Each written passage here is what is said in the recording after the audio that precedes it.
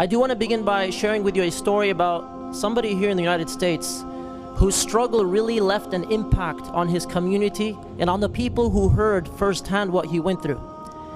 This brother, 2 years into his marriage, he receives a call and he finds out his wife passed away in a car accident.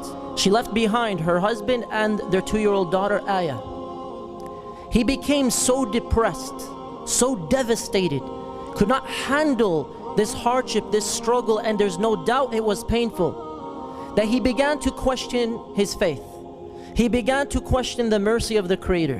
Why is there suffering in this world? He became so depressed, he completely stopped praying.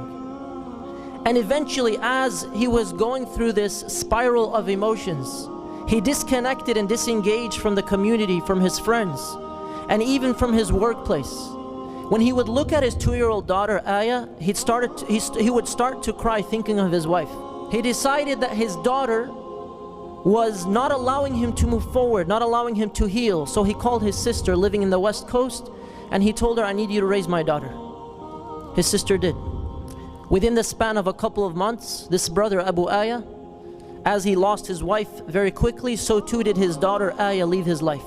He went through severe depression for several months, and one day he said he started contemplating suicide.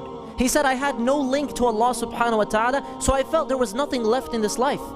So what did he do? He said, as I was contemplating suicide in a very serious way, I started going through the text messages from my wife before she passed away. And as he was going through the text messages from his wife, he found an exchange of conversation with his wife in which he had done some favor for her. So she said, I don't know what I'd do without you. I think I would die of depression. And he responded and he said, may Allah subhanahu wa ta'ala protect us. She said something along the lines of, I think what would be even more depressing on a serious note is that if one of us made it to Jannah and the other did not. And he started crying.